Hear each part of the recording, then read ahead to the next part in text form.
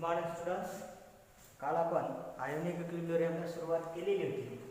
त्याच्यामध्ये आपण त्याचे इंट्रोडक्शन, ॲसिड, बेसमध्ये आपण त्याच्या 3 थिअऱ्या बघितल्या होत्या. आर्चेनियस थिअरी, त्याच्यानंतर लोरेन अँड बॉस्टन थिअरी, त्याच्यानंतर आपण लुईस स्ट्रक्चर बघितलेलं होतं, म्हणजे लुईस थिअरी. आज आपण ऑस्वाल्ड डायल्यूशन लॉचे जे फॉर्म्युले बघितलेले होते, त्या फॉर्म्युल्यानुसार डिग्री ऑफ डिसोसिएशन कसं काढायचं for weak acid and weak base हे प्रॉब्लेम घेणार आहोत. मग पहिला प्रॉब्लेम जो आहे तो आहे a weak monobasic acid is 0.05% dissociated in 0.02 molar solution. Calculate dissociation constant of the acid. म्हणजे इथं काय कॅल्क्युलेट करायला लावलेलं आहे त्यांनी? Dissociation constant of acid. म्हणजे आपल्याला काय शोधायचं आहे? Calculate the dissociation constant of acid. त्यांनी काय दिलेलं आहे ते प्रॉब्लेम मध्ये पहिले बघू. वीक मोनोबेसिक ॲसिड आहे, तो किती पर्सेंट दिलेला आहे? 0.05%. डिसोसिएटेड किती मोलरच्या सोल्युशन मध्ये तो डिसोसिएटेड झाला? 0.02 मोलर मध्ये. आणि calculate the dissociation constant of the acid. आपल्याला डिसोसिएशन कॉन्स्टंट ऑफ ॲसिड काढायचा आहे. म्हणजे त्याचा फॉर्म्युला आहे Ka is equal to alpha square C. K is equal to alpha square C. K is the dissociation constant of the acid. Alpha means degree of dissociation and C means concentration. आपल्याला काय दिलेले आहे ते बघू. सगळ्यात पहिले आपण alpha काढू. अल्फाचा फॉर्म्युला आहे percentage dissociation divided by 100 divided by 100. आता पर्सेंटेज डिसोसिएशन किती आहे? 0.05%. मग 0.05 डिवाइडेड बाय 100. त्याचा आन्सर येईल तुमचं 5 × 10⁻⁴.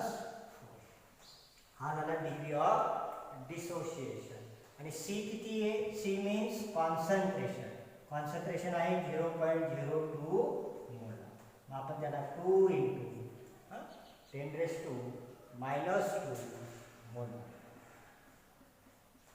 आलं लक्षात? मग आता K is equal to putting this value. आता व्हॅल्यू पुटिंग करायचं. के इज इक्वल टू अल्फाची किंमत काय आहे?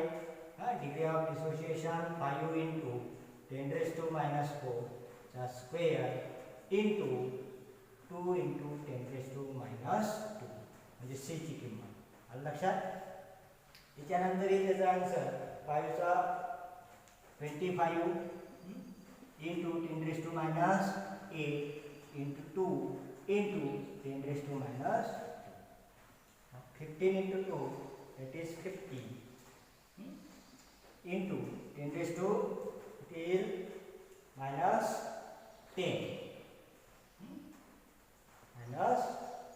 10 म्हणजे आपण अंदाज करून घेऊ आता 5 × 10⁻⁹. It is the answer of K. आलं लक्षात? It is the first problem. सगळ्यात पहिले आपण काय घेतला? फॉर्म्युला घेतला. K is equal to alpha square into C. Alpha means degree of dissociation. Degree of dissociation कसं काढायचं? Percentage dissociation divided by 100. मग किती टक्के दिलेला आहे? 0.05 डिवाइडेड बाय 100. त्याचा आन्सर आहे 5 × 10⁻⁴. कॉन्सन्ट्रेशन सी किती दिलेला आहे? 0.02 मोलर, म्हणजे 2 × 10⁻² molar. Putting this value in equation, this equation. या दोघांच्या व्हॅल्यू काय करायचं? इक्वेशन मध्ये टाकायचं. K is equal to 5 × 10⁻⁴ into square into 2 × 10⁻². मग 5चा स्क्वेअर 25, याचा 10⁻⁸, 2 × 10⁻10.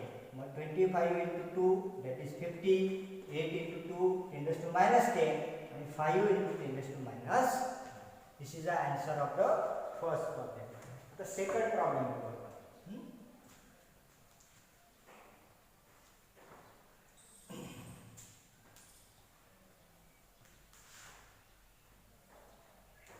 सेकंड प्रॉब्लेम आहे A weak monobasic acid is 12% dissociated in 0.05 solution. म्हणजे 12% डिसोसिएशन आहे, त्याच्यामध्ये किती मोलरचं सोल्युशन आहे? 0.05 molar. What is the percentage dissociation in? What is the percentage dissociation in 0.15 molar solution? म्हणजे जर समजा 0.05 घेतला, त्याचं डिसोसिएशन पर्सेंटेज किती आलं? 12% आलं. ते सोल्युशन जर 0.15 घेतलं तर त्याचं किती टक्के डिसोसिएशन होईल ते काढायचं. मग अल्फा 1 आणि अल्फा 2 आर द व्हॅल्यूज. मग अल्फा 1 आणि अल्फा 2 काय? Degree of dissociation. आणि C1 and C2 it is a two different concentration. C1 and C2 काय आहे? Two different concentration. मग K is equal to alpha square C1 alpha 2 into square C2. म्हणजे दोन concentration आहेत. पहिला आहे 0.05 मोलर, दुसरा आहे 0.15 मोलर. 0.5चं 12% आलेलं आहे, तर 0.15चं किती? हा त्याचा अर्थ झाला. माझा अल्फा 1 आणि अल्फा 2 या दोन व्हॅल्यूज आहेत, म्हणजे डिग्री ऑफ डिसोसिएशन. आणि C1 आणि C2 काय? Two different concentration. मग K इज इक्वल टू, Kचा काय फॉर्म्युला आहे? Alpha square into C. पण आपल्याला इथं दोन आहेत, म्हणून अल्फा 1 आणि alpha 2 C1 and C2. Therefore alpha square C1 alpha 2 square C2. मग आपल्याला आता अल्फा 1 ची किंमत माहिती पाहिजे, अल्फा 2 ची किंमत माहिती पाहिजे, आणि C1 ची किंमत आणि C2 ची किंमत. मग आता अल्फा 1 घेतो.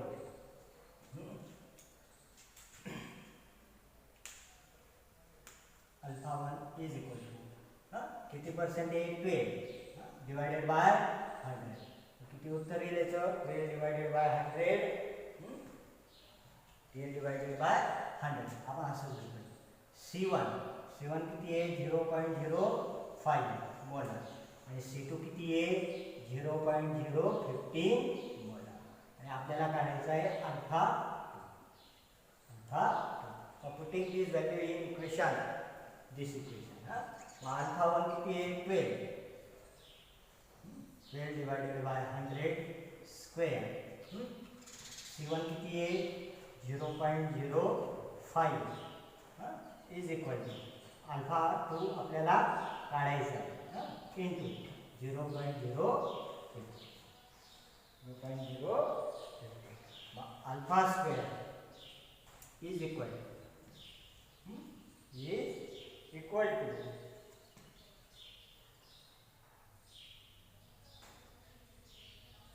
आता याचं काय येईल?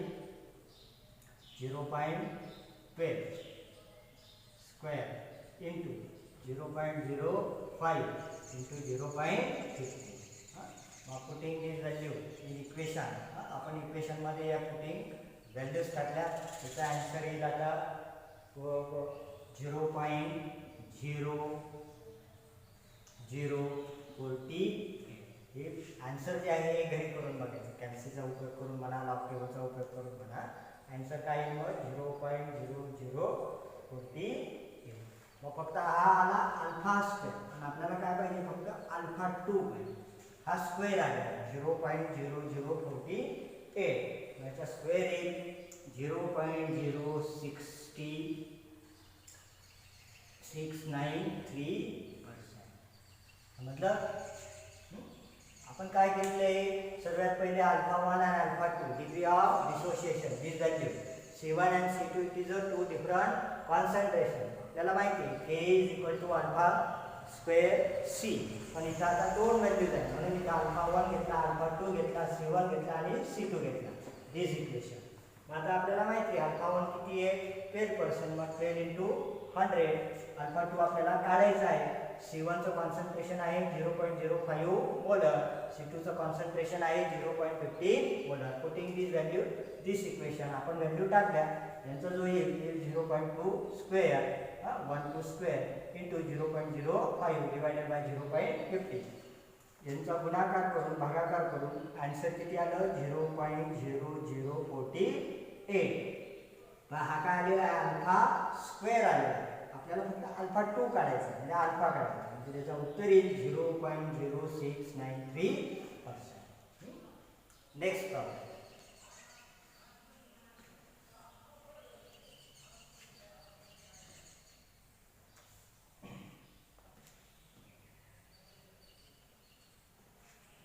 तिसरा प्रॉब्लेम घेऊ आपण. The dissociation constant, dissociation constant,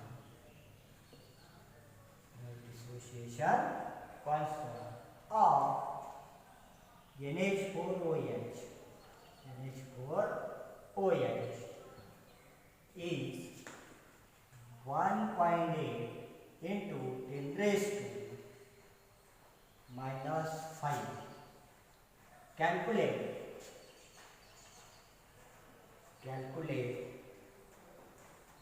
degree of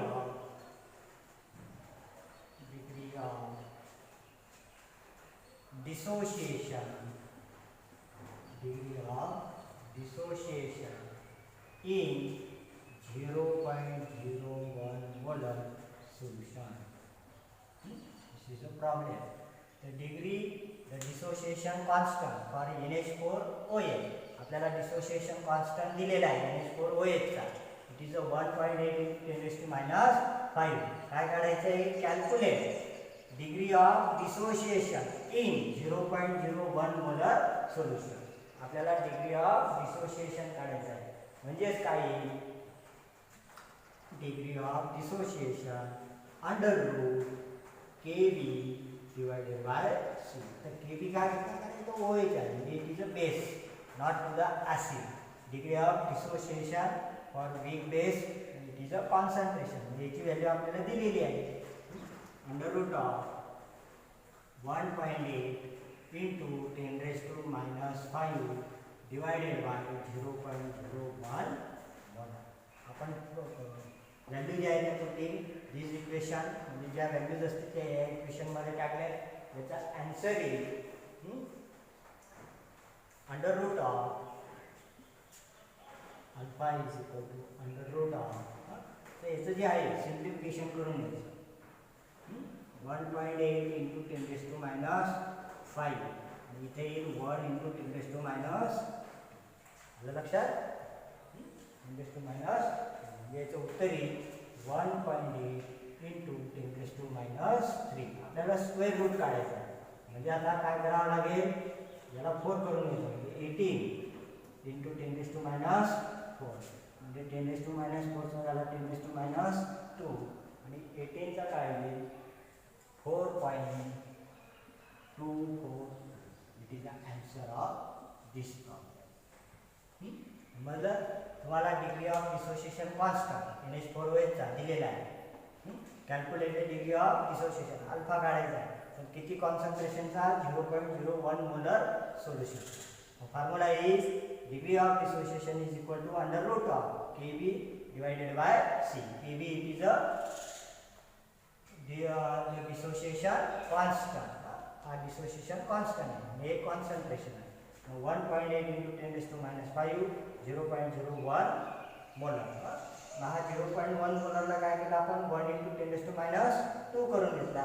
it is answer 10 raised to minus 3. 1.8 divided by 1 it is 1.8. 10 raised to 4 आहे, आपल्याला स्क्वेअर रूट काढायचं आहे. 10 raised to minus 3 ला काय केलं आपण? 10 raised to minus 4 करून घेतला, म्हणजे ते 10 raised to minus 2 आणि हा 18, मग 18 चा आहे 4.24. आलं लक्षात? Next problem.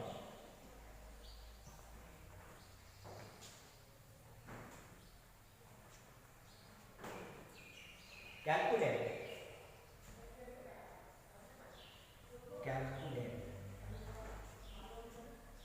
H3O plus.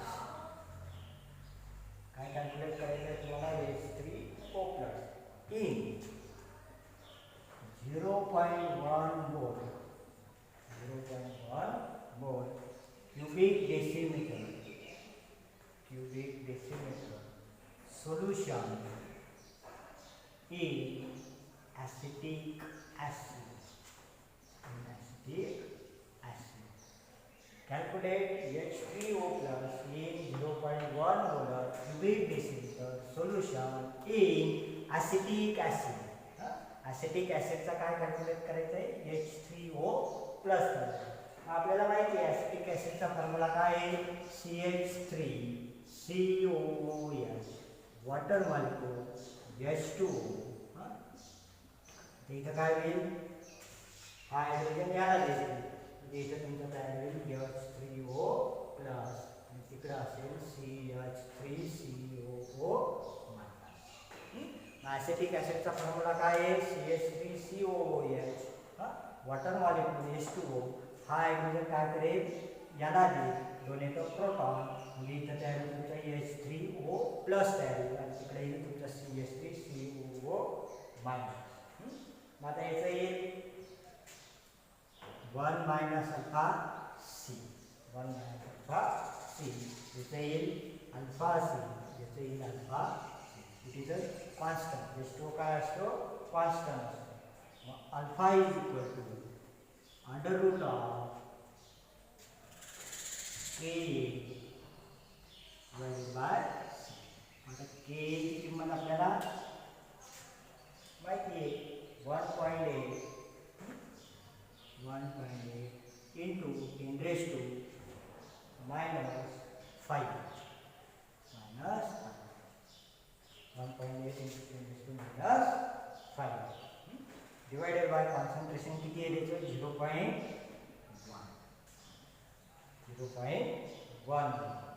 याचा आन्सर येईल तुमचं alpha is equal to 1.34 into 10 raised to minus 2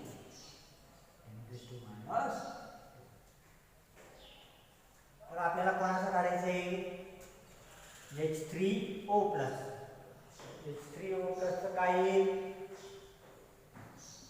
H3O plus. H3O प्लसचं काय आहे अल्फा इंटू सी. आता degree of dissociation 1.34 into 10 raised to minus 2 concentration दिलेलं आहे 0.1. H3O प्लसचं काय घ्या तुम्ही अल्फा इंटू सी आणि त्याचा आन्सर येईल 1.34. H3O plus is equal to 1.34 into 10 raised to minus 3. It is the answer of this problem. And mole per liter. So the unit is mole per liter. समझो पुन्हा एकदा सांगतो calculate H3O plus calculate the H3O plus ion in 0.1 molar cubic decimetre solution in acetic acid. आपल्याला acetic ॲसिडचा formula माहिती आहे CH3COOH plus water molecule याला जर हायड्रोजन दिला तर इथं तयार होईल तुमचा H3O प्लस CH3COO मायनस. आपल्याला हे माहिती आहे आपण वीक ॲसिड आणि वीक बेसमध्ये शिकलेलो आहे. 1 minus alpha into C. It is a constant. Alpha into C. Alpha into C. मग आपल्याला अल्फा काढावा लागेल म्हणजे डिग्री ऑफ डिसोसिएशन. फॉर्म्युला आहे त्याचा Ka divided by C. Ka ची किंमत दिलेली आहे 1.8 into 10 raised to minus 5 divided by 0.1. याचं उत्तर येईल 1.34 into 10 raised to minus 2. पण आपल्याला डिग्री ऑफ डिसोसिएशन नाही काढायला लागेल. आपल्याला याचं कॉन्सन्ट्रेशन काढायचं. Calculate H3O plus. H3O plus is equal to alpha into C. Alpha means degree of dissociation. C means concentration. But degree of dissociation किती आलेले आहे 1.34 into 10 raised to minus 2 आणि into 0.1. 0.1 काय आहे कॉन्सन्ट्रेशन आहे आणि याचा आन्सर येईल 1.34 into 10 raised to minus 3 मोल पर लिटर. मग अशा पद्धतीने हे 4 प्रॉब्लेम होते. पुढच्या टॉपिकला आपण पुढचं कव्हर करणार आहोत. आयोनिक इक्विलिब्रियमला आपण सुरुवात केलेली होती. त्याच्यामध्ये आपण वीक ॲसिड वीक बेसचं जे घेतलेले होते त्याचेही काही प्रॉब्लेम होते. ते प्रॉब्लेम इथं सॉल्व केलेले आहेत. घरी गेल्यावर किंवा घरी तुम्ही अजून प्रॉब्लेम सॉल्व करू शकता. काही शंका असेल तर मला फोन करा किंवा मला फोन करून विचारा किंवा व्हॉट्सअपला जरी टाका. तुमच्या शंका ज्या असतील त्या तरी चालेल. तोपर्यंत गुड बाय.